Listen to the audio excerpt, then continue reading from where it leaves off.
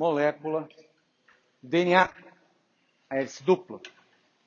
Vou falar um pouquinho da molécula de DNA antes de entrarmos em propriedade ácido-base, que requer uma noção importante, uma ligação importante que parece que ficou meio não muito claro para algumas pessoas, que é a ligação de hidrogênio, que é exatamente a ligação que faz com que a água tenha um alto calor dilatente, ou seja, precisa de muita energia para evaporar, muita energia para fundir, sair do estado sólido para o estado líquido, e precisa de muita energia para aumentar a temperatura. Então, ela tem um alto calor latente de fusão, um alto calor latente de ebulição e uma alta capacidade térmica. Isso faz com que então, a água estabilize a temperatura, não só do planeta, como dos próprios seres vivos. E nós falamos, então, da importância disso que tem para a manutenção da temperatura corporal nossa, né, à medida que nós evaporamos. E falamos também da água ser uma molécula polar, e aí, então, ela ser o solvente de todas as substâncias polares, e, além disso, forçar que as substâncias ou moléculas que têm domínios polares e apolares, elas se organizem de tal forma que a parte apolar se exclua da parte polar. E assim, estruturas moleculares, supramoleculares, são construídas. E aí, falei do DNA. DNA rapidamente. Bem, o que o DNA é? O DNA é uma macromolécula, ou seja, uma molécula grande, constituída de várias unidades pequenas, que são os nucleotídeos. Nós temos 4 nucleotídeos que constituem o DNA. O desox-ATP, desox-GTP, desoxirribose, adenosina desoxirribose, timina desoxirribose, guanina e citosina. São esses 4 em que o açúcar ligado, que constitui a cadeia, repara aqui que tem uma cadeia aqui, a cadeia principal do DNA, ele é constituído de açúcar, uma pentose, vamos falar mais adiante, e fosfatos. E aí as bases nitrogenadas, que são a citosina, guanina, timina, e adenina, timina, guanina e citosina, no caso do DNA, elas estão interagindo com outra base nitrogenada. E aí essa sequência de bases nitrogenadas constitui um código genético.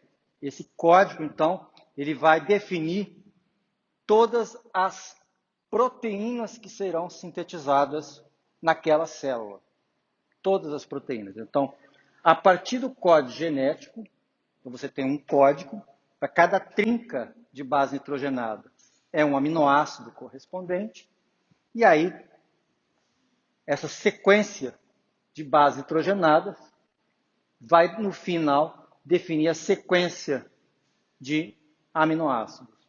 Só que nós temos aqui uma sequência, um fluxo de informação. Nós temos a molécula que armazena a informação do código genético. Ali está o armazenamento de todas as proteínas que serão constituídas, todos os RNAs que serão feitos dentro da célula. Daquelas proteínas que serão constituídas, que serão formadas, estão as enzimas que formarão os lipídios e os carboidratos, ou seja, todas as demais estruturas. Então, dentro daquele código está toda a informação que a célula tem ali armazenada para que ela se constitua. Não só no momento presente, mas no momento futuro.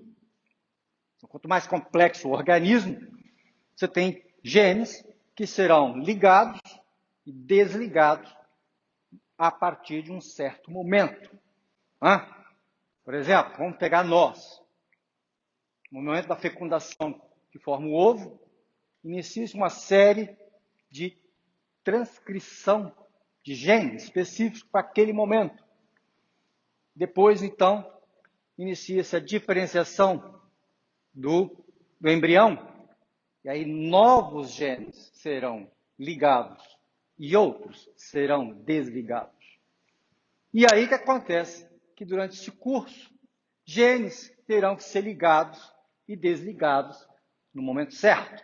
Se isso não acontecer, ele não será mais ligado e alguma coisa poderá acontecer. Algum órgão poderá deixar de ser desenvolvido. Órgãos que não deveriam aparecer, aparecem e assim vai. Então, tem aqueles desvios que acontecem durante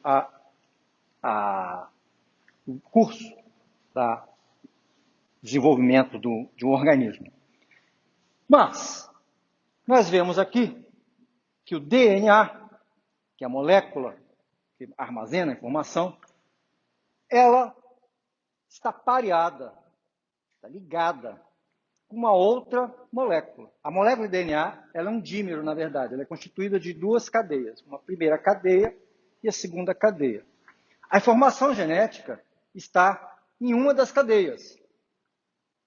Ou seja, a informação genética ela está ou nessa cadeia, vai estar sumindo o cursor,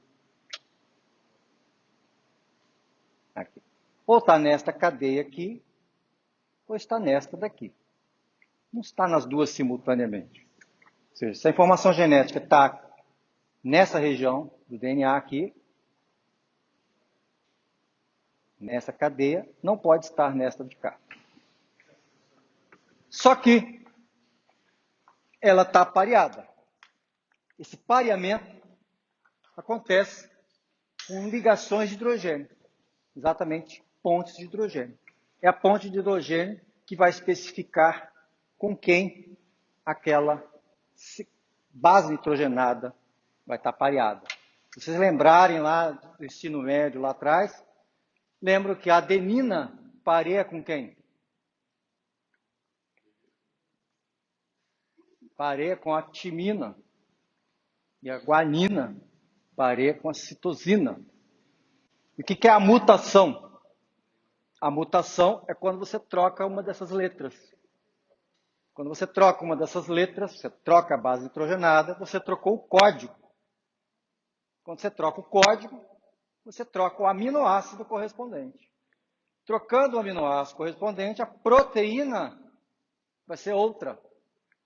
Se essa mutação for severa, tipo, você troca um aminoácido com característica polar por um aminoácido com característica apolar, isso pode ter uma consequência severa na estrutura final da proteína e ela ser inativa, não exercer a função, ou ela pode melhorar. Então é assim que acontece as mutações e a evolução, através de pequenas mutações. A maioria das mutações são deletérias, ou seja, elas causam dano. Então, eu pergunto para vocês, por que será que o DNA ele tem dupla cadeia, enquanto que o RNA, repara aqui, a informação ela não sai direto do DNA e vai para a proteína.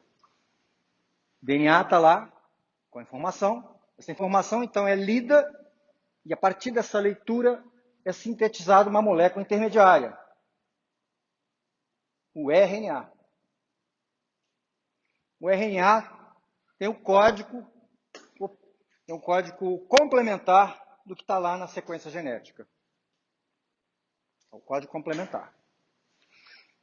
Aí esse RNA sai de dentro do núcleo da célula, vai para o citoplasma, e lá nós temos outro aparato que vai traduzir esse código, que está lá no RNA agora, que veio do DNA, em proteínas. Para isso, eu tenho dois aparatos ribossômicos, dois aparatos contendo RNA.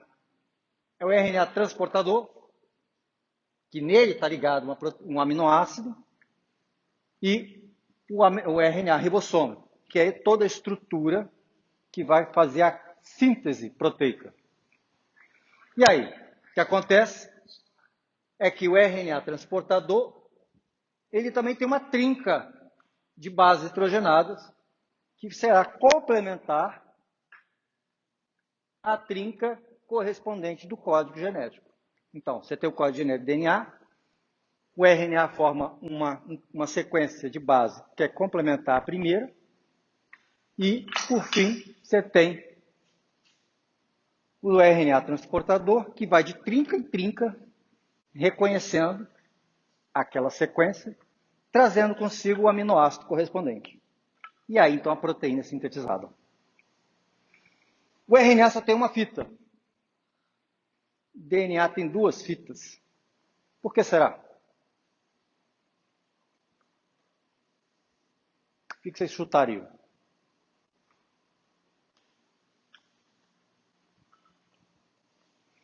Vocês trabalham com computador? Com informação? Não?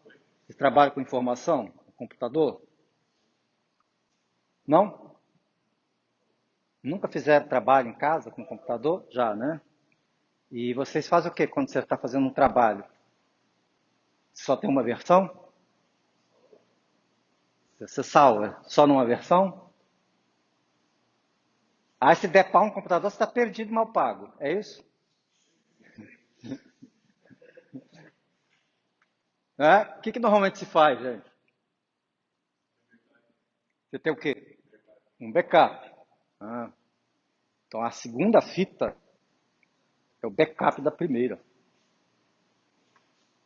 Porque se acontecer um dano na primeira fita, você tem a segunda, existe a segunda fita para reparar a primeira. Então, você foi para a praia, ficou lá que nem jacaré tomando sol. Sol de meio-dia. Vem a radiação ultravioleta e pimba! Danifica uma dessas estruturas de base nitrogenada. Aí a célula vai fazer o quê? Vai tirar aquela parte danificada e vai corrigir com a parte complementar.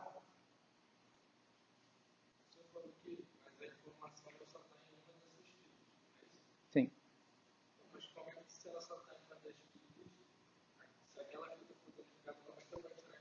Porque a fita seguinte é complementar da primeira. A informação ela é codificada em duas. Seria assim, por exemplo, você tem um HD que é a cópia do primeiro, mas ele não é cópia, ele é cópia especular, ou seja, você lê de direita para esquerda, da esquerda para direita, no outro ele pega, lê de esquerda, de direita para direita, no outro ele lê de direita para esquerda, tá? Ao contrário, entendeu?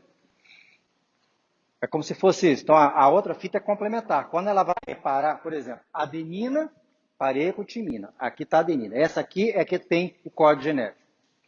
Então aqui tem adenina, blá, blá, blá, blá, blá, blá, blá. Aí vai formar o RNA, que será exatamente a sequência dessa fita complementar. Tá, mas aí eu danifiquei essa adenina. Aqui tem a timina, está íntegra. Então a célula vai pegar, usar essa timina aqui, ela sabe que quem parei com a timina é a adenina, vai botar a adenina correta aqui de volta, entendeu? Agora, se você for azarado, você foi lá, tomou sol, ficou lá tomando sol que nem um jacaré, o dia inteiro na praia, sai de lá todo vermelhão, todos ferrados com a radiação solar. Se você danificar as duas fitas no mesmo lugar, aí a célula ela faz duas coisas. Ou ela se mata, ou ela vira uma célula cancerosa. Então ela faz qualquer coisa lá, se conserta de qualquer maneira. Aí ela vira uma célula cancerosa. Ela tenta consertar, não sobrevive e morre. Ou ela vê que ela não vai sobreviver mesmo e se mata. Ela suicida. Células suicidam? Sim. É o que nós chamamos de apoptose. A célula está lá de boa, aí ela começa a ficar estressada, então ela liga o processo de autodestruição. Ela se suicida. Bem, então, o que acontece? Existe uma ligação que é muito importante, que é a ligação de hidrogênio, que é a interação entre o átomo de hidrogênio com outro átomo, um átomo esse que nós falamos que é eletronegativo. Ele tem elétrons para fornecer. Tem muitos elétrons. Ele tem uma carga parcial negativa, enquanto que o hidrogênio está com uma carga parcial positivo. Esse hidrogênio, por sua vez, que está interagindo com outro átomo da outra molécula, ele tem que estar ligado, na sua própria molécula, a um átomo que também tem a carga, que tem a eletronegatividade elevada. Tá? Por exemplo, o hidrogênio que está ligado ao carbono, ele não vai fazer ligação de hidrogênio, porque o carbono não tem tanta eletronegatividade, ele não rouba tantos elétrons do hidrogênio. Então, esse hidrogênio não vai ficar muito positivo para interagir com a outra molécula. Ele vai ficar pouco. Mas se esse hidrogênio estiver ligado a um oxigênio, a um flúor, a um nitrogênio, esses átomos puxam a nuvem eletrônica do hidrogênio, tornando um pouco positivo. Ele, então, vai interagir com átomos que contêm bastante elétrons, que são afins de elétrons, eletronegativos, que são exatamente os oxigênio, flúor, nitrogênio, o cloro. Então, se nós olharmos aqui na nossa tabela periódica, os elementos que formam pontes de hidrogênio são flúor, oxigênio, nitrogênio e o cloro. É o tal FON. FON-Cl. Eles estão nesse cantinho aqui, superior direito da tabela periódica. São os elementos mais eletronegativos. Puxam mais elétrons. Tá? Então, são eles. Então, se vocês olharem, base nitrogenada, o nome está falando, né? Base nitrogenada. Ela tem hidrogênio ligado no nitrogênio, e esses hidrogênios vão interagir com hidrogênio da outra molécula. Tá? Mas temos também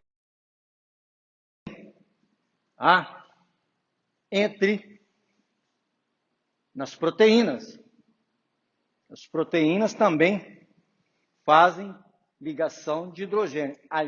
E é uma das principais, depois da interação de Van der Waals, é a principal forma de estabilização das estruturas proteicas. A grande quantidade de ligação de hidrogênio faz com que elas sejam extremamente estabilizadas. Então, também nas proteínas é uma forma de estabilização e de ligação importante. Ela individualmente é uma ligação fraca, mas com milhares delas torna-se forte. Entendido? Né? Então, ela individualmente é fraca, é considerada fraca. Mas põe em 1 milhão delas, aí acaba sendo forte. Tá? Então, vamos agora falar de ácidos e base, porque depois nós vamos falar de tampão, pH do sangue, tamponante, acetose, alcalose. Vocês verão aqui e no próximo período, em fisiologia. De novo. Então, vamos lá sedimentar essa parte da matéria. Vocês já viram o vídeo, o clipe? Mandei para vocês. Mandei hoje. Da aula passada, da aula de hoje não pode ser, da aula de hoje está sendo feita ainda. Da aula passada. Então vamos lá. Ácidos e bases.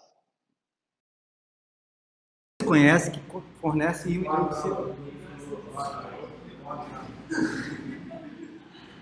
A base que vocês conhecem, quando dissolver em água, dá íon hidroxilo. Só da cálcio. Só da cálcio.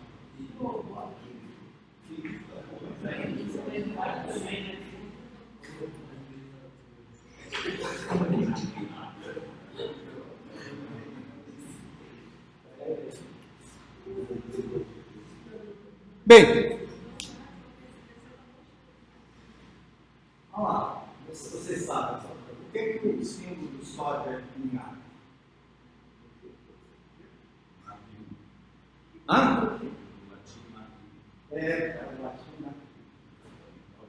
Quando você está com excesso de sódio, você está com excesso de sódio no sangue, é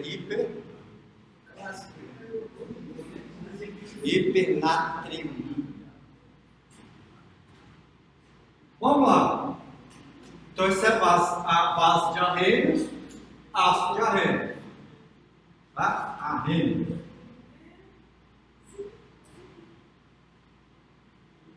Esse R está. Vamos falar lá. Ah, é RH, isso? Pronto.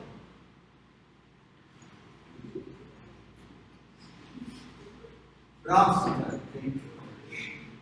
Um ácido pronto. Qual a definição de ácido pronto? É aquele que é doador de H+. Repara, eu não estou dizendo, não estou falando em solução aquosa. Não estou mais me referindo à solução aquosa. Estou dizendo que é aquele que é doador de H+. Ok? Então, o HCl é doador de H+. Ele doa H+. Mas toda vez que você tem ácido próxico, você tem que ter uma base associada. E você tem que ter uma base para receber aquele H+. Vamos lá. Quem é a base de próstata associada ao HCl? Quem é? Aquele que está com ele. Faz parte do próstata do HCl. Quem é a base?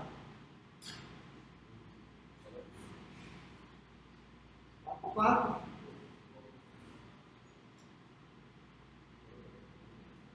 Quem é que recebe H+? Que faz parte da estrutura molecular do vaso clorídrico. Quem é? Cloreto. Cloro, gás cloro. Cloreto.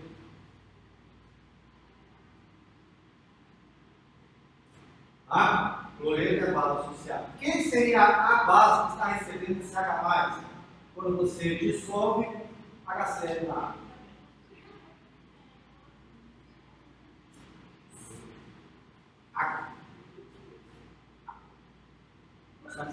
Considerando que o HCl, uma parte dele permanece HCl e a água vive do oxigênio, seria o cloreto e água a base?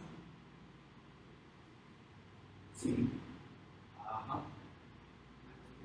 Mas nesse caso, então, o que seria a maior parte da água seria a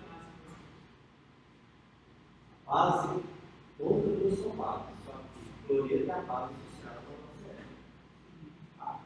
A base associada de um ácido é, na verdade, o ânion dele. O cloreto, você tem o HCl, ioniza, cloreto é a base. Cloreto é a base associada. Quando ele ativa H+, volta a formar o ácido molecular. Tá? Então, a base, no caso aqui, seria assim. Essa reação aqui seria assim: HCl mais H2O, dando H3O, ele chamou ali de hidroxônio,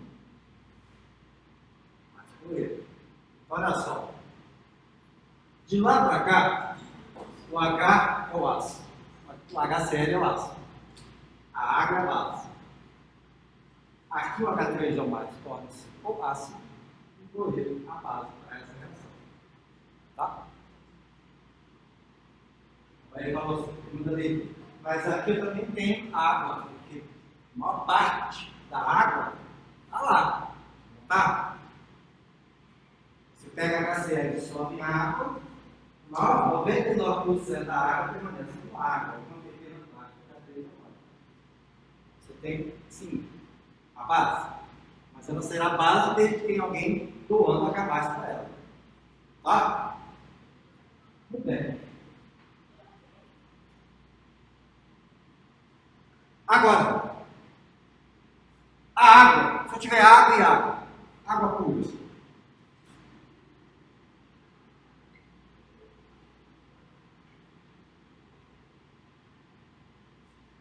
que acontece? Uma água é ácida, outra ácido é base.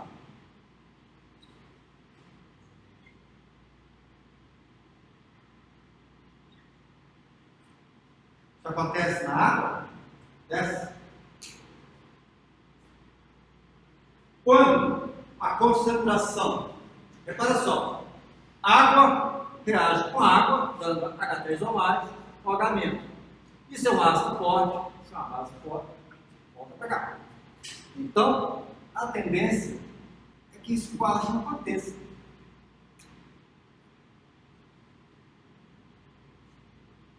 Acontece. Quando a água, então, está lá paradinha, temperatura ambiente, a reação está acontecendo.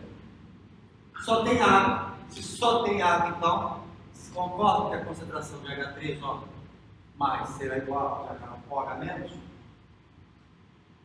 Ó, só tem água aqui. A água está lá fazendo a sua alteração. A água reage com H3O mais com OH menos. Toda vez que ela reage aqui, forma um H3O mais e um OH menos. As concentrações são iguais, não são? São ou não são, gente? Hã? Hein? Quê? Vai, né? Elas reagem, forma 1, iguais. Quando então as concentrações são iguais, eu estou no pH o quê? Neutro.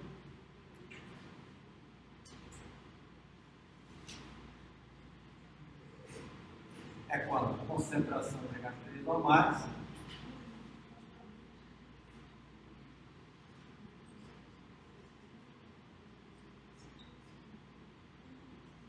qual é o valor do pH neutro na temperatura ambiente? Pressão e temperatura ambiente. Qual é? 7.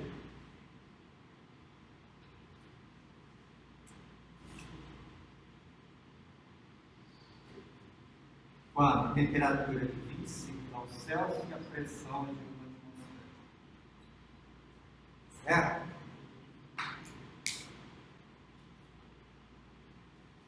Então, indo para lá. Nós temos aqui um outro ácido. O ácido lático. Ele ioniza, forma o H+, que seria, na verdade, o H3O+. Vamos simplificar. H+, ou lactato. O lactato, então, é a base. O lactato é a base associada ao ácido lático. O ácido lático, doador de H+, e o lactato, a base associada ao receptor de H+. Tá? Bem, repara só, alguns ácidos, eles têm tendência muito maior de doar esse H+, de liberar esse H+, do que outros. Isso significa a força do ácido.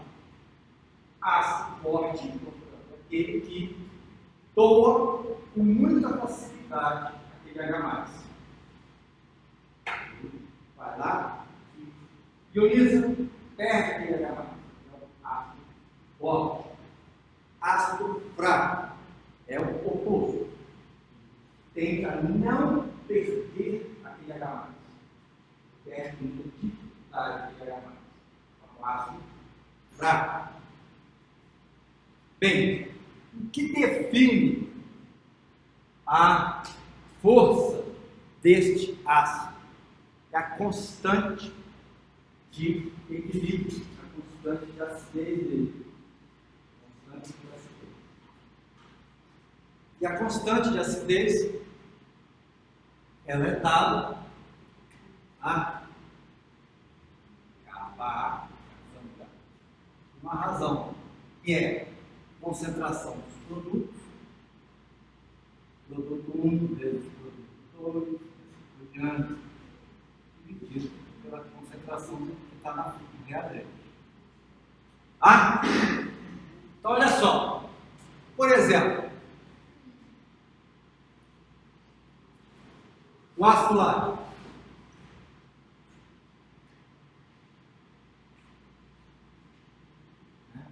Ácido lático.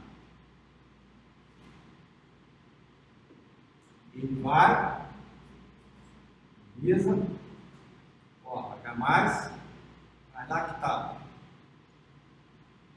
Como é que seria uma constante de equilíbrio, constante de acidez?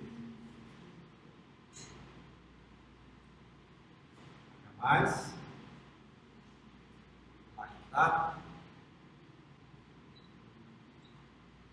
devido à concentração de ácido lático. Essa é a equação.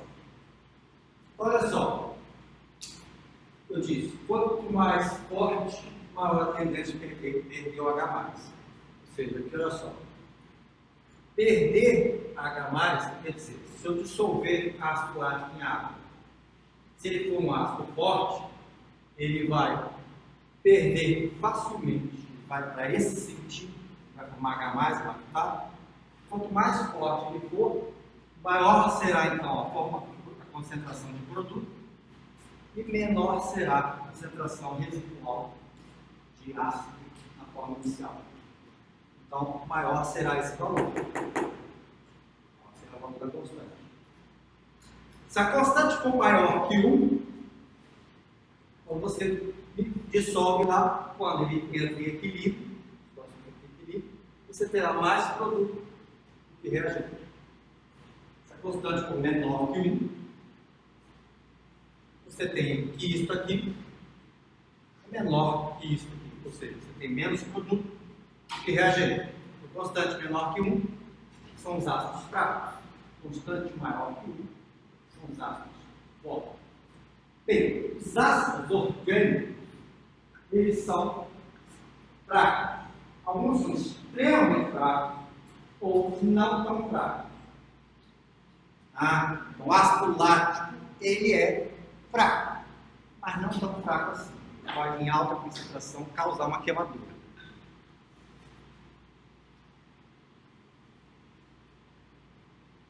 Vamos lá agora. Então, como é que a gente entra isso em sistemas tampão? Bem, repara só. Se eu tiver ácido lático, vou pegar o ácido lático, eu dissolvi em água, ele vai formar H+, vai formar lactato. O que é um sistema de tamponamento? É um sistema em que você reduz a variação da concentração desse componente, o H+. Por que isso é tão importante na célula? Porque a grande, se não toda, a maioria das reações que acontecem dentro da célula tem a participação deste H+. E esse H+ participa e interfere na estrutura das proteínas, na carga dos lipídios que constituem a membrana, na carga residual das proteínas, enfim, consequentemente na sua própria estrutura, na atividade enzimática. Então, interfere na vida da célula e também interfere nas próprias reações químicas, metabólicas.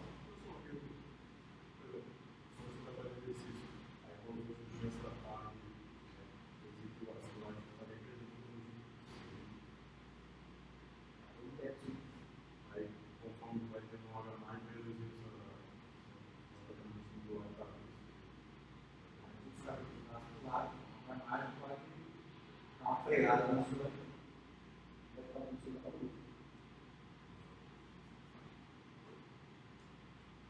então, a célula procura controlar esse H+. É fundamental que a célula controle a concentração de H+. Como é que a célula faz? Ela usa então os sistemas tamponantes. Como é que ela vai fazer? Bem, vamos pegar o exemplo aqui, o ácido lático. Não é o ácido lático da célula, mas vamos pegar o exemplo do nosso ácido lático. Se a célula tiver somente o ácido lático, o ácido lático vai ionizar, vai formar H+, vai botar H+ ali dentro. Certo? Se eu retirar, como é que eu retiro esse H+, naquela região? Eu tenho que ter alguém que rapidamente responda e capture esse H+. Quem não melhor que a própria base associada daquele ácido que está gerando o H+. Ou seja, aquele está fornecendo H+, e aquele vai tirar o H+. Então, para que eu tenha um sistema tamponante, eu tenho que ter alguém que coloque H+, quando ele faltar, e tenho que ter alguém que retire esse H+, quando ele estiver em excesso. Mas, devido à natureza das substâncias,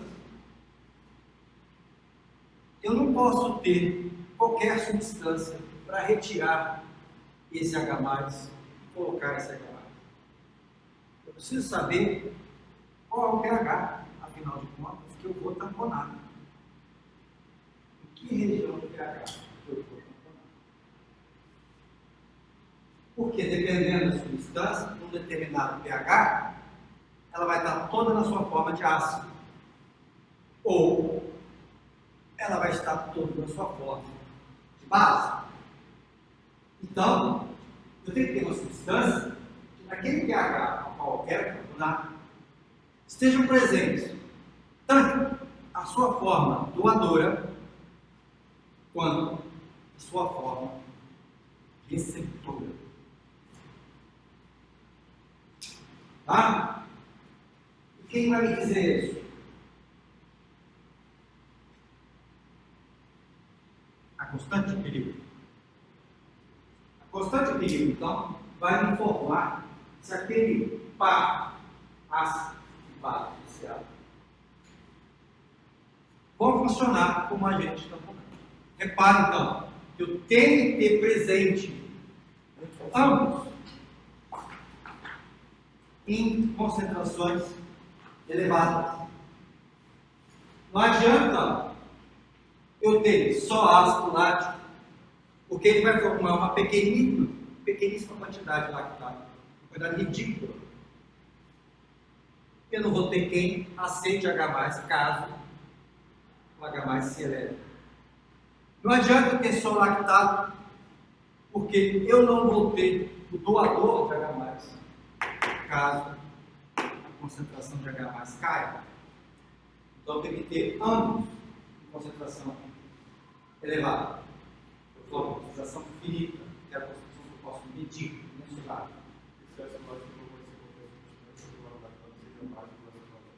Isso. Então, ácido lático, lactato, ácido acético, acetato. Entendeu? Um ácido fosfórico, um fosfato.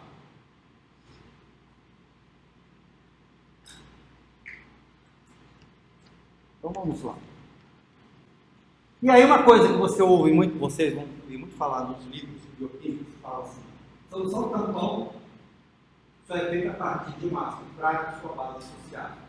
Isso porque os pHs, como nós queremos fazer as soluções tampões, são sempre em torno de 4 até 10, 12.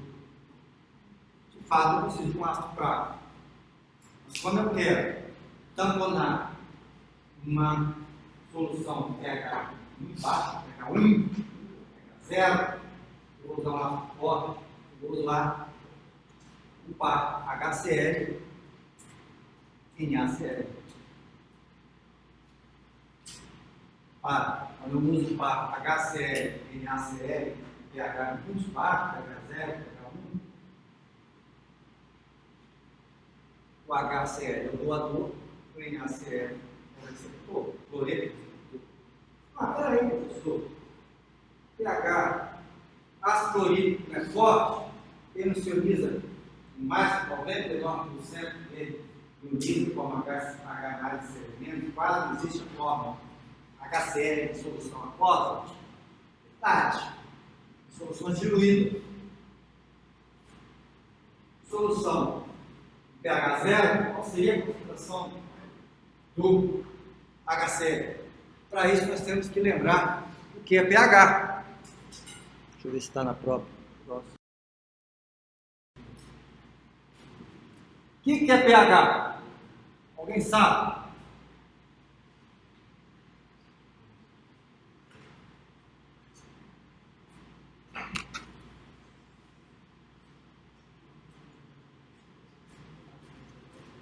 Professor, parar de encher. Ninguém vai precisar saber essas equações dentro do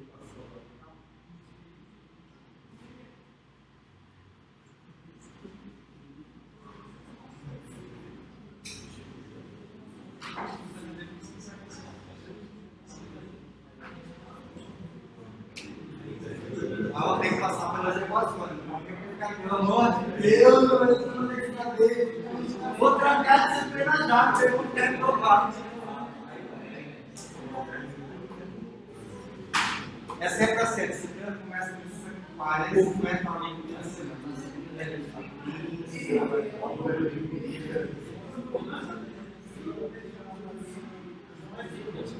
Mas quem perdura até o fim é recompensado. Vamos lá. O que é o pH? Alguém tem uma ideia do que é pH? pH mede o quê? Acidez. Acidez é o quê? É a concentração de H+. Tá? Ácido. Quanto mais ácido, mais H+ presente. Só que olha só. Qual é a concentração de H+ dentro das soluções normalmente? Ela é sempre menor que o I. Aí você vai falar assim, a concentração aqui é da ácido, a concentração é 10 a menos 7. A concentração aqui é 10 a menos 12. Aqui a concentração é 10 a menos 3, mol por litro. Aqui a concentração é 10 a menos 1. Ou seria melhor falar que pH é 1, pH é 2, pH é 3 ou pH é 5? O que é mais fácil falar? pH 5. Então, olha só. pH, por exemplo, pH neutro da água, em temperatura ambiente, temperatura de 25 graus, 7. Por que é 7? Porque, né, a concentração disso aqui, por exemplo, é 10 a menos 14 mol por litro, e a concentração disso aqui é 10 a menos 14 mol por litro. Aí a constante, né, isso aqui, 10 a menos 14, 10 a menos 7, 10 a menos 7. Então, o pH vai ser 7. Vamos lá. O que é que, qual a expressão matemática?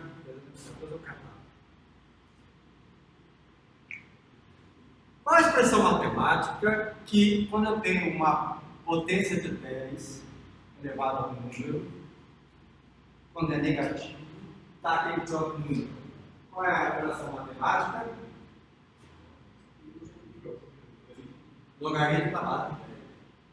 Então, olha só. O pH é um logaritmo na base 10 do inverso da concentração de pH+.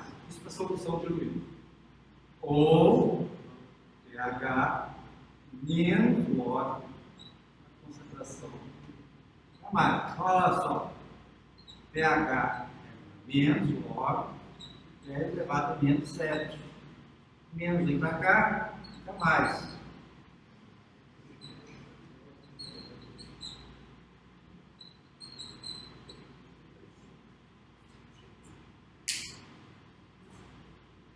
Se a concentração for 10 a menos 5,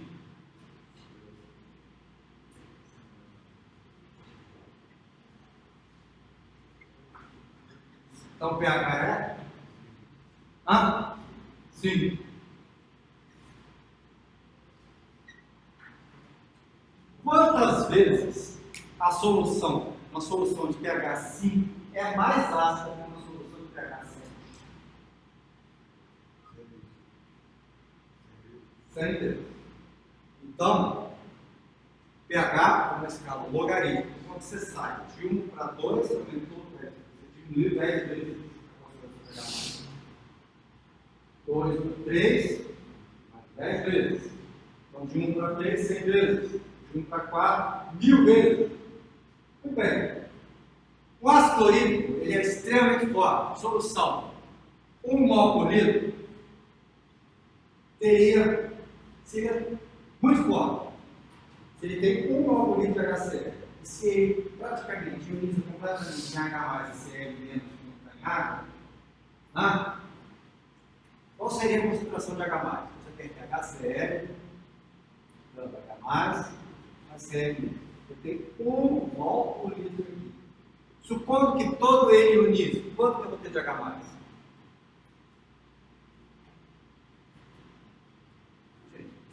em 1 mol. Eu unizo tudo que fica para o lado de lá. 1 mol, né?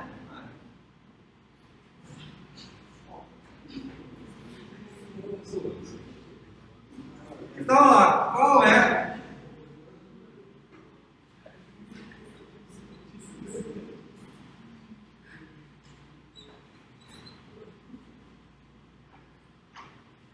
Dez elevado a 1.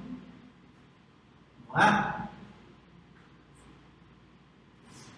Então, ó.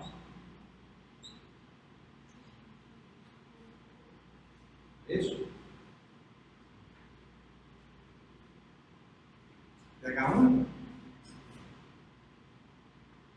Menos 1.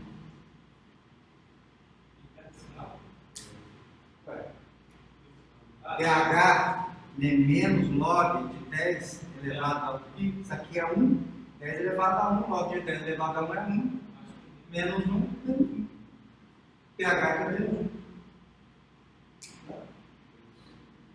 Professor, no caso do log, ele só serve para equilibrar o pH se tiver base, se tiver muito base.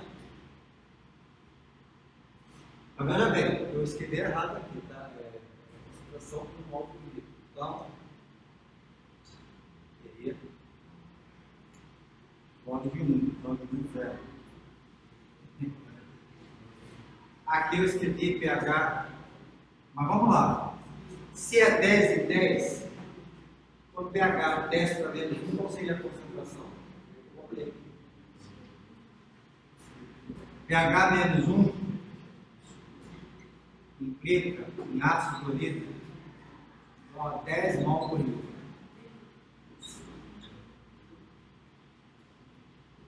Agora só, eu vou descendo tranquilamente, né?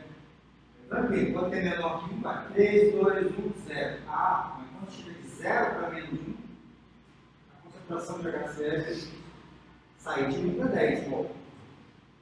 Só que em 10 mol por litro,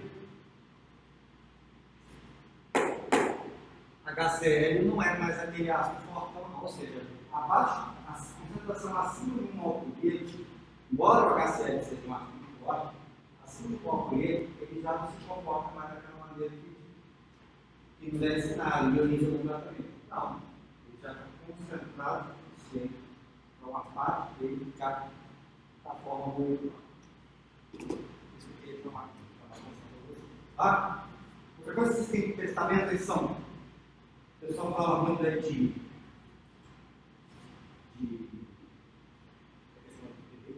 cola, refrigerante, que tem que botar não sei quantos litros de água para cá, tá? O ácido. Vocês têm que lembrar o seguinte: nosso sistema digestório, nossa alimentação, não é um fluido, a gente chama de newtoniano, não é uma solução diluída. É uma pasta. Você não come aquela comida toda, bebe um pouquinho de água, tem uma pasta dentro do nosso trato digestório. E toda a química, estudo grau que vocês conhecem, não funciona, não se aplica. Não se aplica, porque as concentrações são elevadas. A concentração de HCl dentro do estômago não é exatamente. O pH é 1 mol por litro. O pH é 1. A concentração de HCl é muito maior que essa, porque a quantidade de água é pequena. Então, quando você toma uma Coca-Cola e cujo pH é 4, a Coca-Cola é 10.000 vezes menos ácido do que o seu sucado. De 1.000 a 10.000 vezes. Tá? O que você bota para dentro do estômago, na verdade, vai aumentar o pH. Vai. O que você está fazendo? O cloro, ele estabiliza o pH só quando o pH está baixo? Bem lá, zero. É baixo. Aí, no caso, quando está alto, é brutal. Quando for alta, você não pode usar HCl, tem que usar o ácido. O ácido. E aí aqui nós vamos chegar nele. Vamos chegar ali. Eu peguei aqui a equação de equilíbrio. Professor, Oi. Pode, é gostoso. Só que tem uma coisa. Você quer emagrecer? Não. Refrigerante. Vocês olharem o ordem do refrigerante, a ordem que está escrito nos componentes é a quantidade. A primeira quantidade é água, aquela água. Segundo, se vocês olharem lá, está escrito açúcar. A quantidade de açúcar que tem dentro do refrigerante é açúcar. Hã? Zero? Aí tem adoçante as porcarias.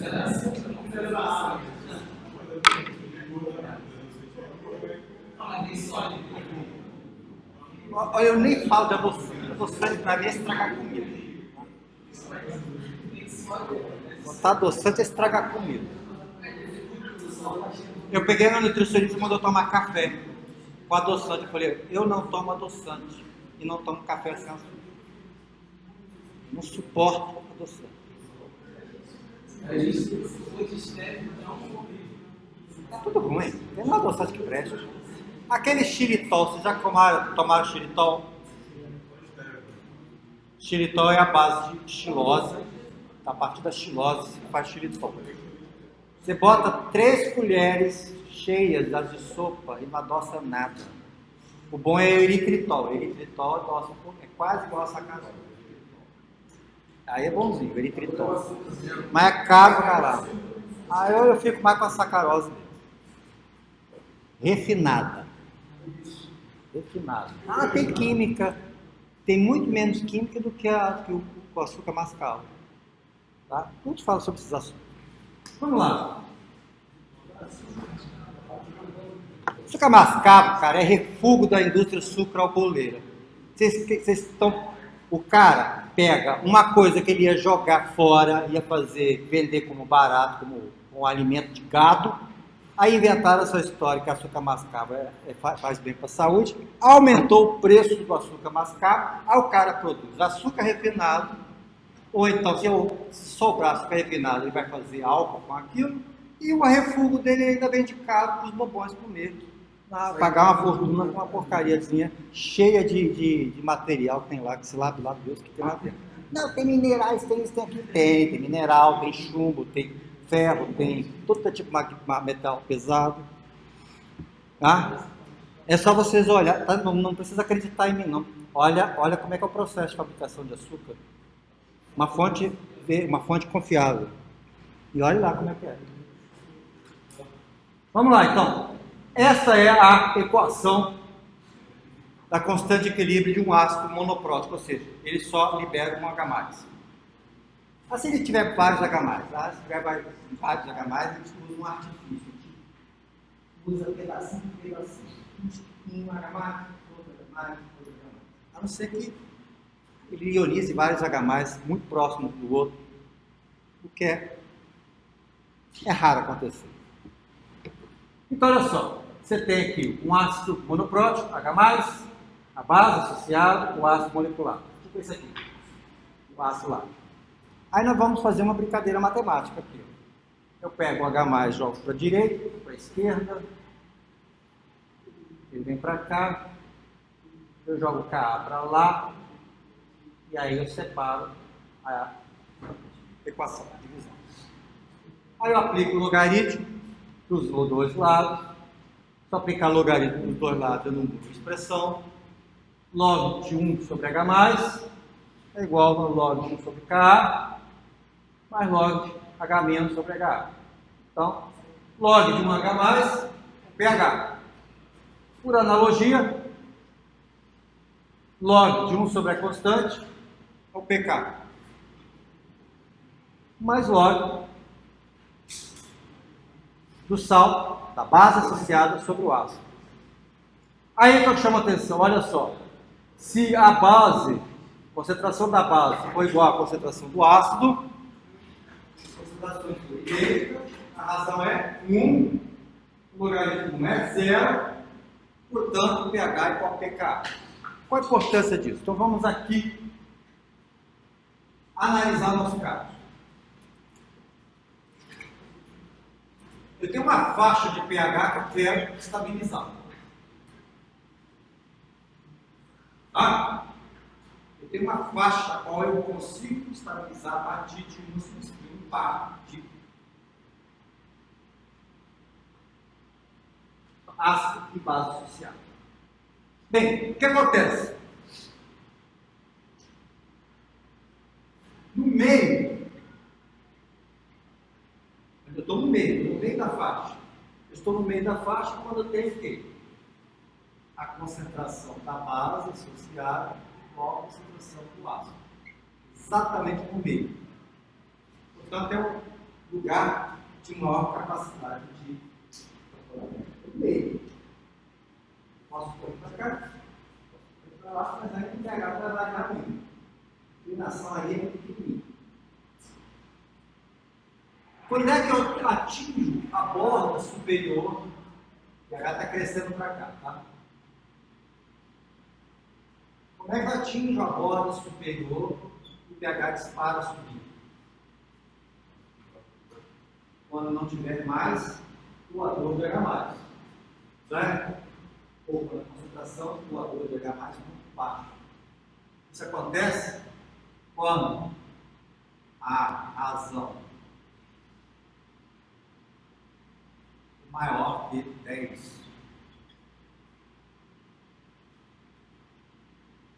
Tá? Maior que 10. Se eu botar aqui 10, se A menos sobre HA for igual a 10, que valor toma essa expressão? Log de 10 é quanto? É?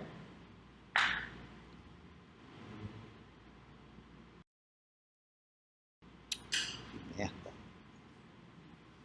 Log de 10 é quanto? Log de 10 é quanto? É 1. E aqui, pH despenca. Quando é que o pH vai despencar? Quando não tiver receptor de H+. Ou seja, eu tenho muito pouco base associada. Ou seja, menos H menor que 10. Ótimo. Tá? Se for menor que 10, por exemplo, ou menor que 10 não, menor que 1 sobre 10. 1 sobre 10 é menos 1, certo? 1 sobre 10 é log 1 sobre 10, log 1 sobre 10 é menos 1. Quando A menos é igual a HA, eu digo que pH é igual ao próprio pKa.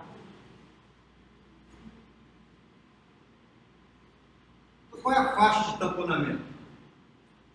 O pKa, daquela daquele par, mais ou menos. Certo? Tá.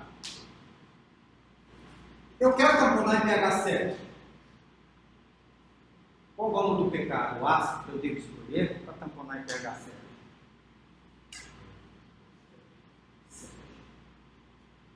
No máximo, no intervalo mais ou menos. Eu quero tamponar 7. Então, o ácido e a base associada. O ácido, a base associada, o pKa tem que ser 7.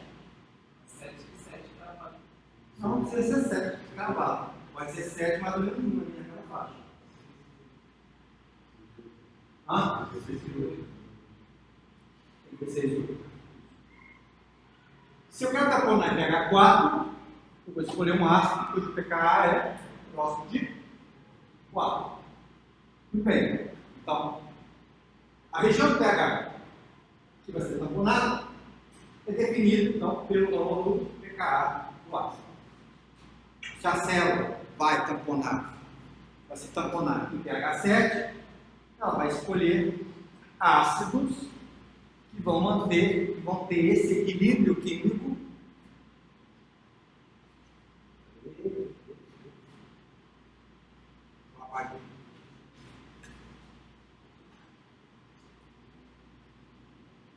Esse equilíbrio aqui em torno de 7. Certo? Só que tem um detalhe: quantidade, concentração. Para ser um agente tamponante, não basta ter pKa na região correta, tem que ter concentração correta. Então, a célula, não adianta nada para ela contém ácido que tem pK em torno de 7, cuja concentração seja muito baixa, tem que ter pK de 7 e concentração elevada. São dois fatores. Porque se a concentração for muito baixa, quase não tem os agentes tamponantes. Eu começo a entrar, por exemplo, começa a entrar H+ aqui, outros vias, outros caminhos, outros ácidos estão jogando H+ ali dentro do sistema. Se não tiver agente tamponante ali em alta concentração, rapidamente ele vai ser consumido e pegar, vai descambar. A alta concentração seria um percentual elevado. É difícil de dizer, é qual o X. Não pode ser, não pode ser uma coisa que seja muito mais de concentração. Assim, embaixo de teor da célula. Um teor considerado elevado. 30%, 20%. Fala.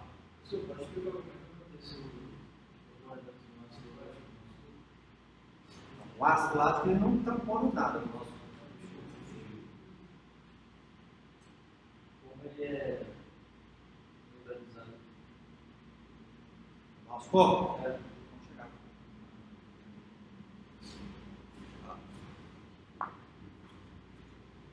Tá? Então, olha só. Quando você tem o sistema do ácido de sua base conjugada, você tem essa expressão de pH. pH igual a pKa, agora da base, da concentração da base conjugada e do ácido conjugado.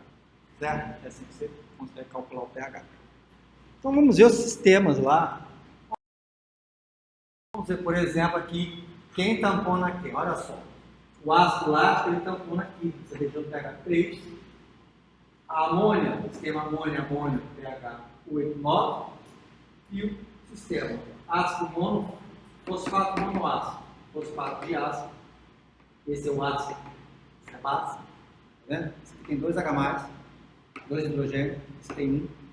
Então esse aqui é o receptor de H+. Esse é o receptor de H+, esse é o doador de H+. Ele tampona em torno de pH 7. Então fosfato, presta para tamponar nosso sangue em torno de 7,4. Cuidado. pH, fosfato 7. pH do sangue é 7,4. Fosfato seria um bom fenômeno?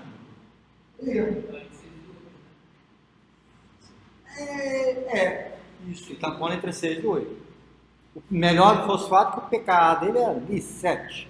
E nosso sangue é 7,4. E dentro da célula é 7. Vamos lá, continuando. Os íons e os sistemas, então, presentes no sangue e na célula. A plasma. Olha só, o que temos no plasma? Está aqui o plasma, os cátions, bastante sódio, aí depois é potássio, magnésio, cálcio, entre os íons. Bicarbonato, tem bastante bicarbonato, não tem?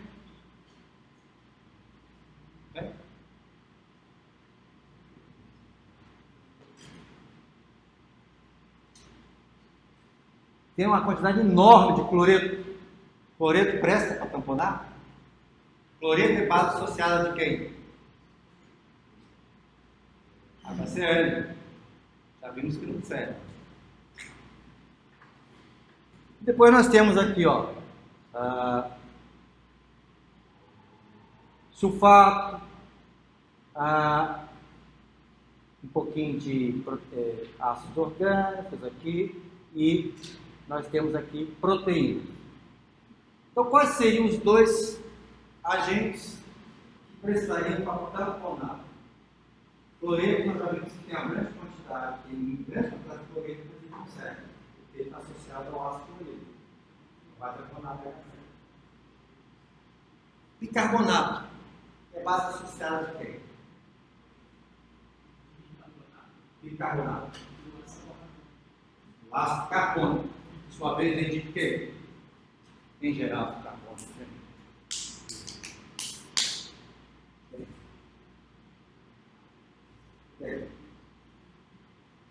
Quem gera o ácido carbônico? Quem gera o ácido carbônico? Quem gera o ácido carbônico? CO2. De onde vem o CO2? Da respiração. O pK, sistema CO2 bicarbonato, é 6,2. Calcula 7,4, tá? Mas está ali dentro da faixa, tá? Ele está aqui, ó. Esse lado de cá. Quer dizer, aqui, pK seria aqui, 6. O pH do sangue está do lado de cá, na faixa básica, do lado de cá. Quer dizer, então, o sistema CO2 bicarbonato, ele resiste mais a subida de pH ou a descida de pH?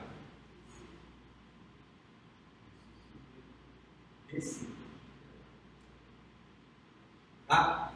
Olha só, ele está aqui, 6,2. pH do sangue está aqui, 7,4. Aqui na borda,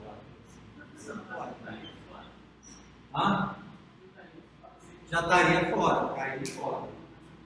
Estaria na borda de fora. Só que, por isso que eu estou te falando, ele vai resistir o quê? A descida de pH, não a subida.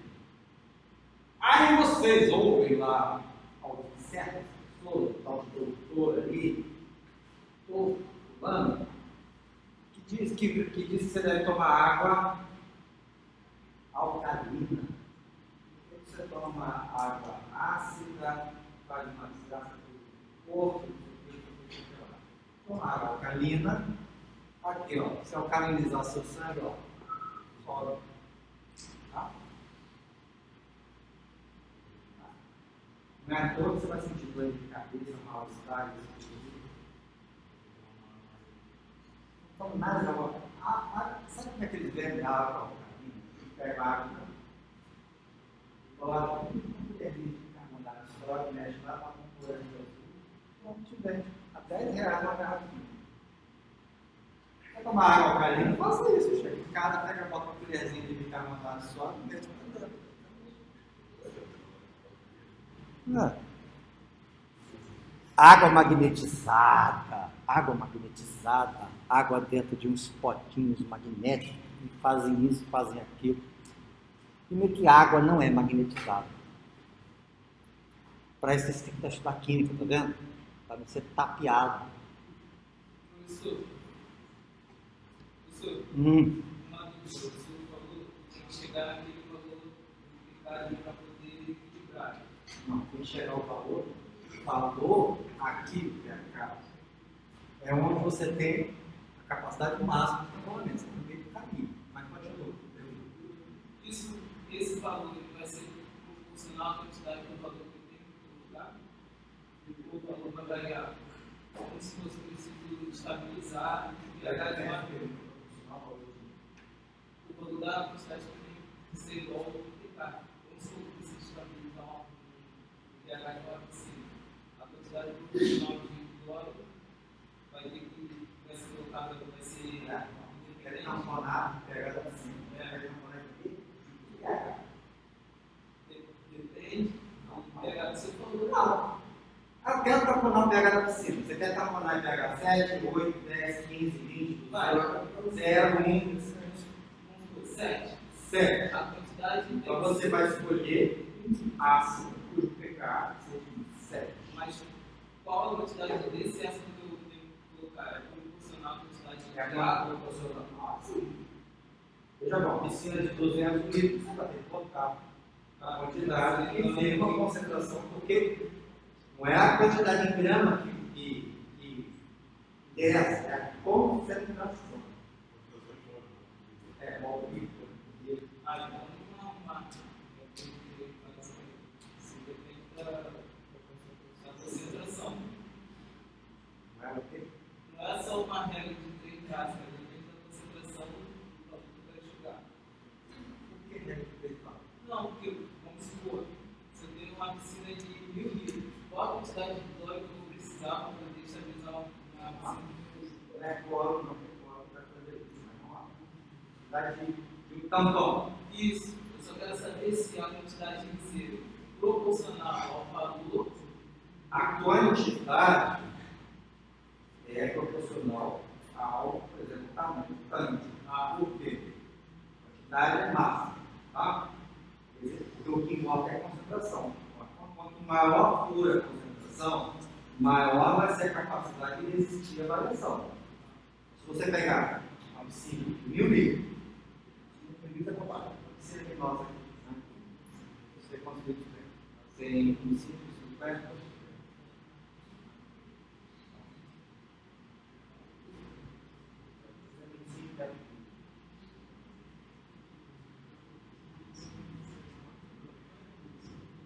Não, deve passar mais uma profundidade. Então, se aquela hora tem 3, aquela ali tem 50.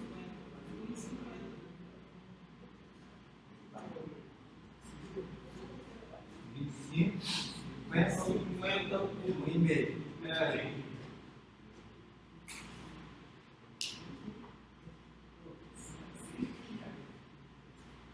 Tá quanto?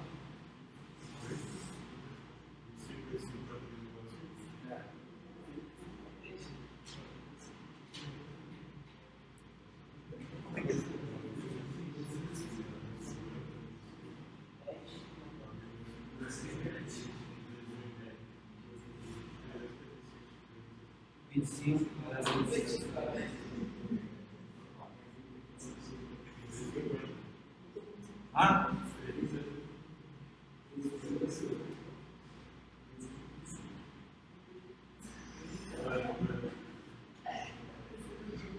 E 250 vezes 1,5.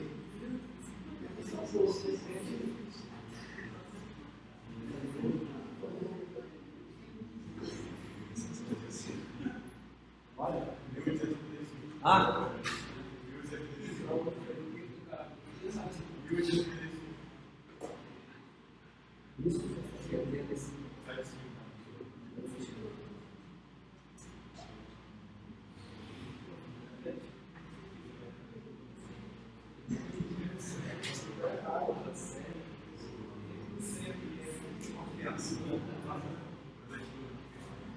Vamos lá, igual que interessa.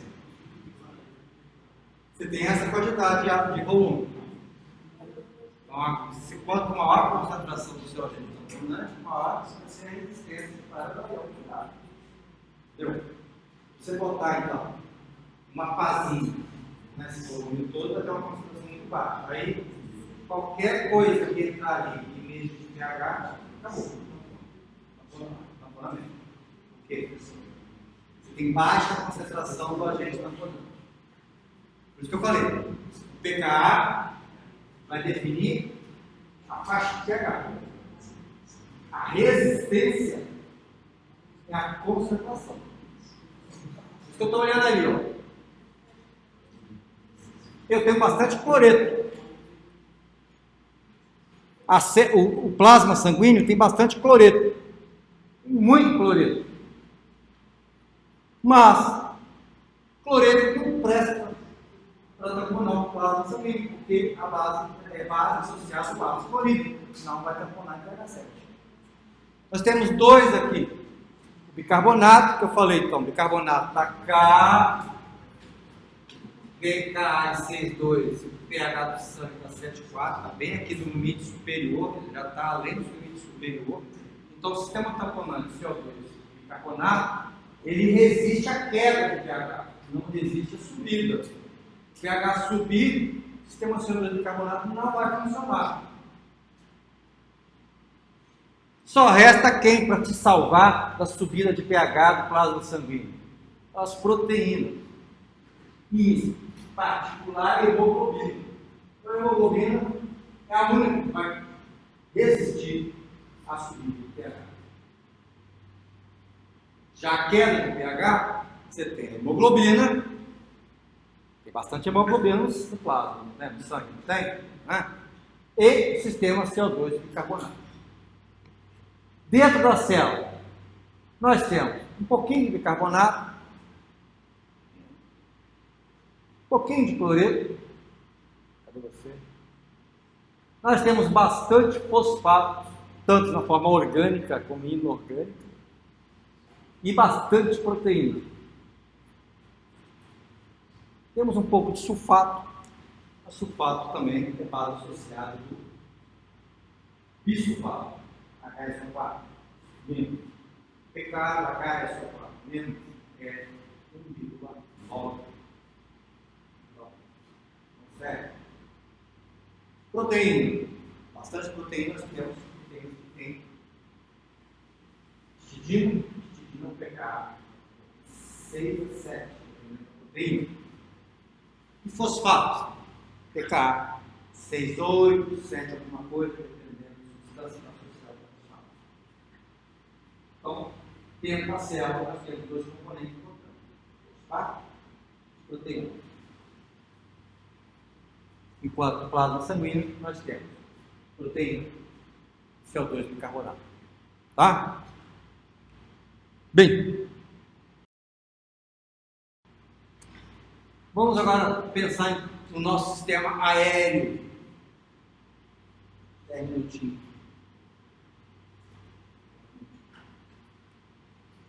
Nosso sistema aéreo é um sistema aberto.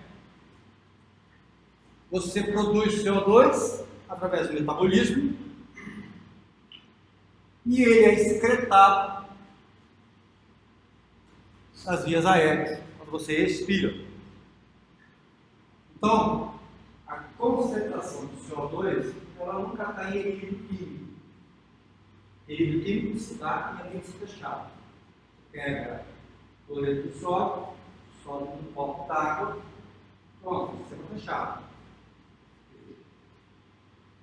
Fechar o copo todinho. Vai fechar o copo todinho. Sistema fechado. Se você deixar o copo aberto, a água evapora. Mas, o sistema CO2, a concentração de CO2, ela não está em equilíbrio. Ela está em estado estacionário, em equilíbrio químico, em estado estacionário. Para não confundir equilíbrio químico com equilíbrio do homeostase, coisas distintas. Tá? Eu, aqui na sala, falar em equilíbrio, estou me referindo a equilíbrio químico. Homeostase, eu vou me referir como estado estacionário, ou homeostase mesmo, ok?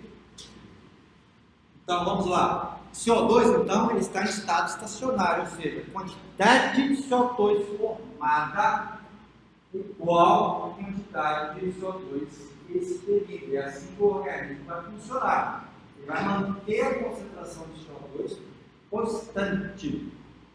Então, se você produzir mais CO2, você vai excretar mais CO2. Se você produzir menos CO2, você vai excretar menos CO2. Excretar menos CO2 significa o quê? Tirar? Então, olha só. Quem controla a sua taxa de respiração, inspirar e expirar, quem é? CO2. Não é o óxido.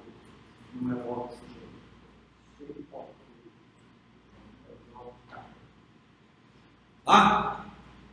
Então vamos lá. O que nós temos? CO2, ele vem do metabolismo, aí ele entra dentro da hemácia, também chamado de eritrócito. Lá então, a enzima anidrase carbônica o converte em ácido carbônico, ele então ioniza, forma H+, e bicarbonato. Bicarbonato sai da célula, entra cloreto, mantém então o equilíbrio de cargas, e o H+ é tamponado pela própria hemoglobina.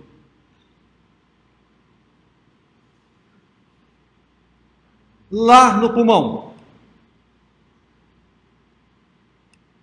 oxigênio liga-se à hemoglobina. O que o oxigênio liga-se à hemoglobina? Ela expulsa o H+, está ligado nela. O H+, então, é tamponado agora pelo bicarbonato. A enzima, então, agora funciona no sentido oposto, para reformar o CO2, o ácido carbônico e CO2. CO2 difunde para fora da célula, da hemácia, e é expirado. Então, dessa maneira, a concentração do CO2 é gás, não é?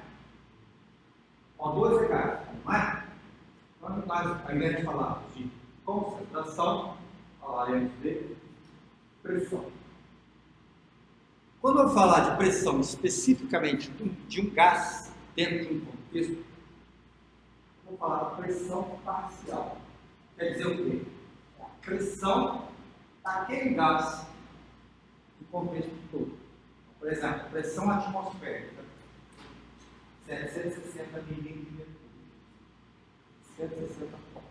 Quando eu falo então, que a pressão parcial do CO2 é de 40 milímetros, porque a contribuição do CO2 para o conjunto total, a pressão total do gás é de 40 milímetros. Entendido? Você quer pressão parcial. Seria o quê?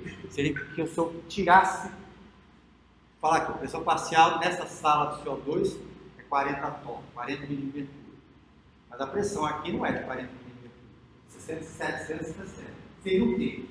De onde sai esse valor 40?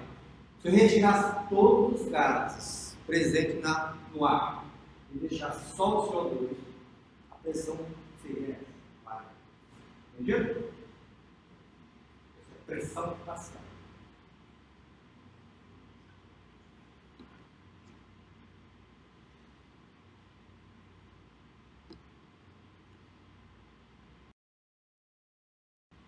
O que acontece então? O nosso corpo tende a manter o pH em 7,4 e a pressão de CO2 em 40 torr, 40 milímetros de mercúrio. Torr vem do pesquisador que estudou, que inventou o barômetro, Torricelli. Então, está aqui. Se o pH variar para cima ou para baixo, a concentração de bicarbonato vai variar ao longo dessa curva de CO2, mantendo a concentração de CO2 constante. Se a pressão de CO2 é constante, imagine quando a pressão é constante, é chamada de isótopo.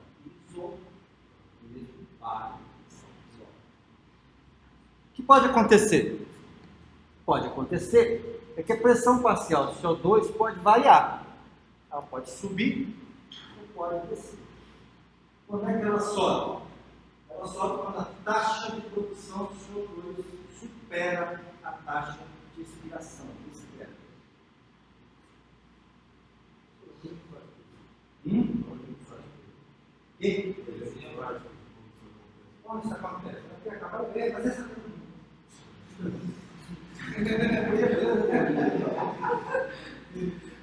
Quando é que acontece isso? Quando será? Você produz mais CO2 e você é capaz de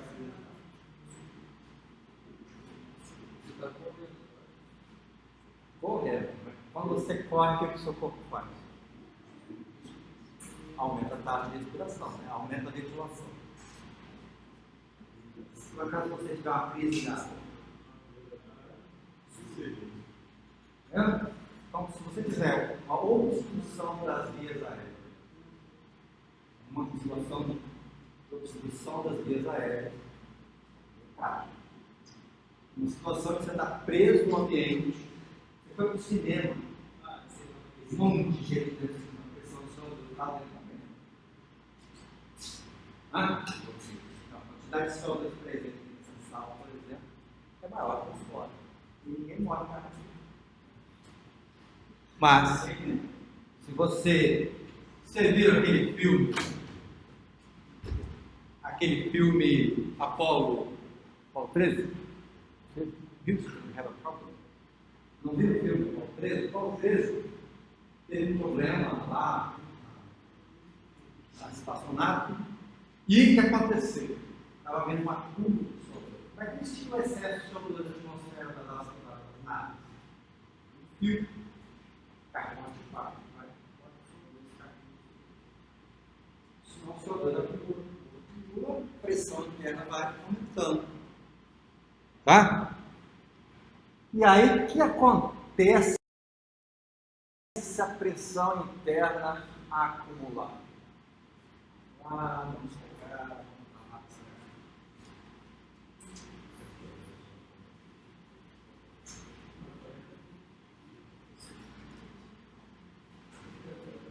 Já vou acabar, calma lá.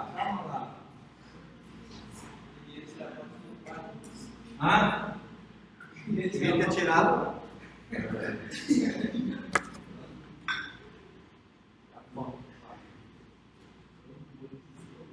CO2 mais água, H mais bicarbonato. Vamos lá, presta atenção aqui. A chave. Mas como é que eu vou saber disso? A chave está aqui. A chave está aqui, de todas as perguntas. Se aumentar a concentração de CO2, a pressão de CO2, para onde tem que equilibrar? Vocês lembram daquele clássico legal dele, Chatelier? Lembra disso? No equilíbrio, olha só. O sistema tem equilíbrio, digamos assim. O sistema tem equilíbrio. Vou botar em equilíbrio químico para facilitar a nossa compreensão. O sistema tem equilíbrio químico. Se aumentar a concentração de CO2, para onde desloca o equilíbrio? Para formar mais CO2 ou será que é para formar bicarbonato? Formar bicarbonato, né?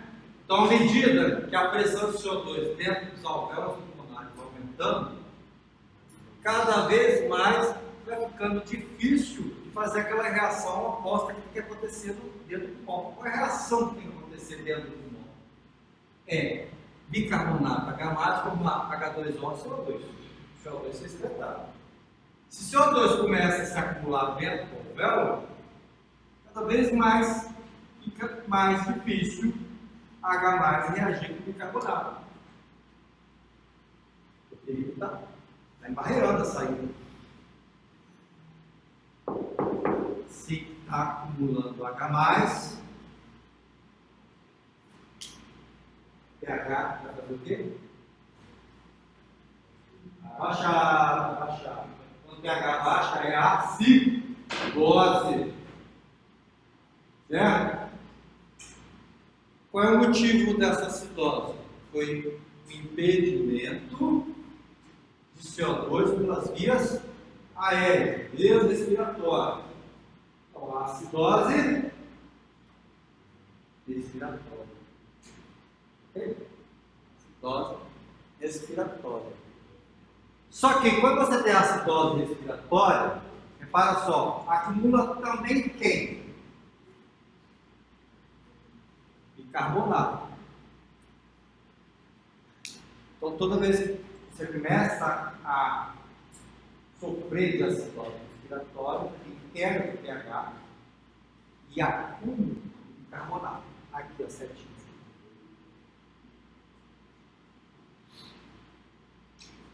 E aí, como a pressão de CO2 subiu, Você sai daquela de 40 e sobe para lá para outra, lá, digamos, 30, 50. E aí a célula agora vai procurar jogar o pH de volta para 7,4. O organismo vai tentar então fazer o quê? Compensar. Bem, como é que eu vou compensar? O órgão responsável pela compensação é o rim. São os rins. Os rins, então, vão pegar, vão jogar H+ para a urina e vão coletar o sódio que estava no líquido que iria formar a urina para voltar. Então, lá dentro do rim, lá na célula do túbulo renal, também tem uma anidrase carbônica. Ela vai formar bicarbonato e H+. O H+, ela vai jogar para a urina, o sódio ela vai reter, vai pegar então bicarbonato e sódio para jogar com o sangue. Então o que ela vai fazer? Ela vai aumentar ainda mais a concentração de bicarbonato. Nisso então, aumenta a quantidade de base, e aí o rim aumentando a quantidade de bicarbonato vai forçar a formação do CO2, vai deslocar o equilíbrio para a formação do CO2. E aí começa então o pH subir novamente, chegar em 7,4. Então esse é o sistema de compensação renal. Para a compensação renal depende da concentração, depende de quem? Do sódio. Tá? Sódio. Bem, então, ao que vem nós continuaremos. E aí assinem aqui. E feliz Páscoa para todos.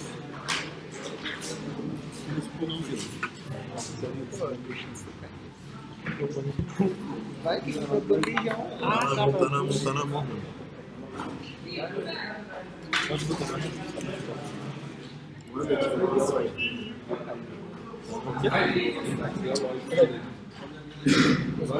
Vai.